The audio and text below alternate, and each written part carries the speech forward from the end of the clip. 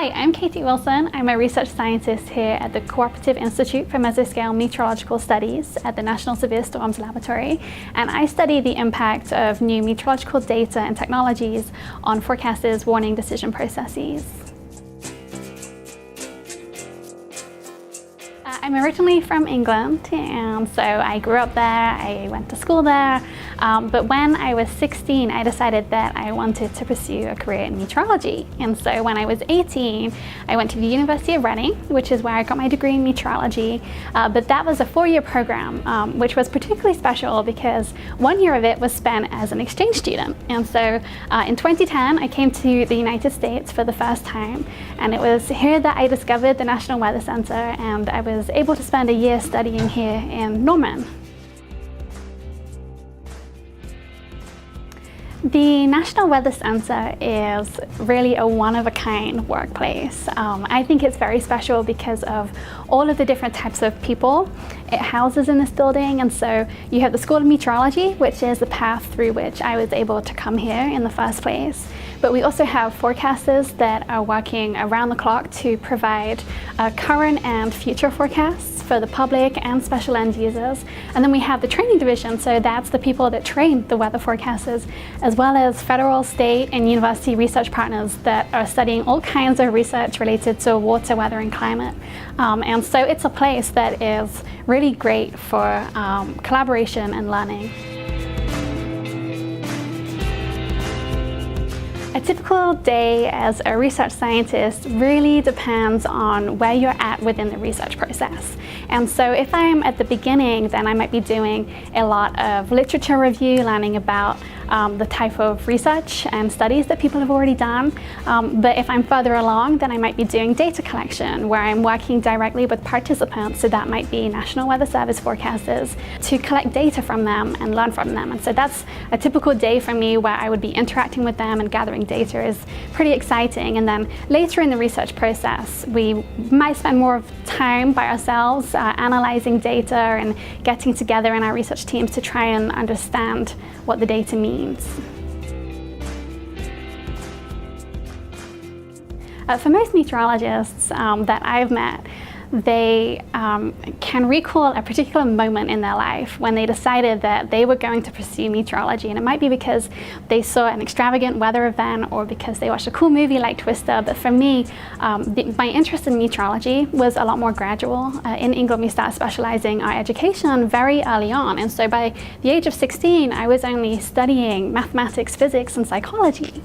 And from that, I knew that I wanted to take mathematics and physics and try to apply it to something that we experience every day. And so it was then that I learned that you could use those subjects to study meteorology and to understand the environment and the atmosphere that we are experiencing every day. And to me, that was a really cool application.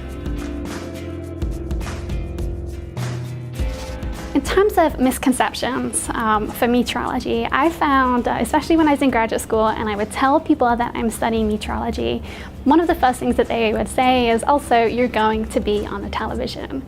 And broadcast meteorology is an avenue that you can pursue with meteorology, but it's not the only avenue. And so I think a common misconception is that that is one of the more obvious paths, but actually there's a lot of different careers that you can pursue within meteorology. And so I'm a research scientist, and even within research itself, there are many different branches of work that is being done. And so that there's lots of opportunity there. But then you also have the operational people, so forecasters that are analyzing real-time weather data and issuing different types of forecasts and warnings. And then you have the private sector, which in the United States is a very big entity and a very big part of the weather enterprise. And so within the private sector, you could be forecasting for special end users, you could be developing products for people's cell phones so that they can receive weather information. And so there's a whole variety. And actually, I brought this book. I'll just grab it. Yeah. And this is a book that was recently published, and it's called Cool Women Who Weather Storms. And it features different people that pursue different types of careers in meteorology. So a weather service forecaster, we have a broadcast meteorologist, and my graduate school advisor, Pam Heinzelman. She's featured in there to show what you can do as a research scientist. And so I recommend this book for anybody wanting to learn more about meteorology. There are a couple of challenges that I think as research scientists we face daily within our profession. For me, one of those is keeping up with the current science. And so you're always so involved in what your project is and what your goals are, but there's also so much going on around you, both in the building and then across the country and then across other countries. And so staying up to date with what people are doing, where the science is at, and how that impacts the type of questions that you're asking, that can be really difficult to keep up with sometimes. A second challenge is, especially in professions like meteorology, so much of your training is in mathematics and science. So along the way we can forget that there's a really important component to being successful in this job, and that is being able to communicate your research.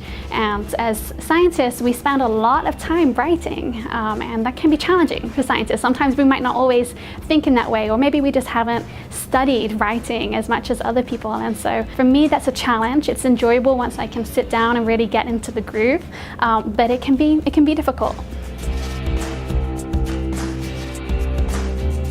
So for people wanting to become a research scientist, whether it's in meteorology or some other discipline, and a piece of advice that I would have is along the way, during that journey where you're studying and you're going through graduate school, or maybe it's your undergraduate degree, get experience, find out what it is that makes you tick. Something that I did during my undergraduate years was I spent time doing different things in the summer that I thought would interest me as a profession, but I wasn't sure if it was a good fit. And so I spent time teaching mathematics in a school, and I quickly learned that I didn't want to do that right then as a profession. And then I also spent time at news stations learning what broadcast meteorologists do. I spent time working in both the public and the private sector. And through that, I was able to see that really my heart was in research. I wanted to further my education and really develop an expertise in a particular area of meteorology. And so my advice is to get out there and get experience doing different things. My piece of inspiration or wisdom, if you like, for doing this job and my journey along the way to getting here is to seek out opportunities. I found during my journey that oftentimes all you have to do is ask. Both of my summer internships were possible because I wrote to the different organizations. They weren't advertising roles, but I told them I want to come and work for you and see what it's like. And in both of those instances, people created opportunities for me. And so sometimes you just have to put yourself out there, be brave, don't be afraid to go and ask people if they can give you that opportunity. And so my advice would be to stay connected, and your hard work will pay off. Hi, I'm Katie. Thank you so much for watching this interview. Please feel free to share it with your friends and family. And for more interviews, visit yesscienceshow.com. Thank you. Bye.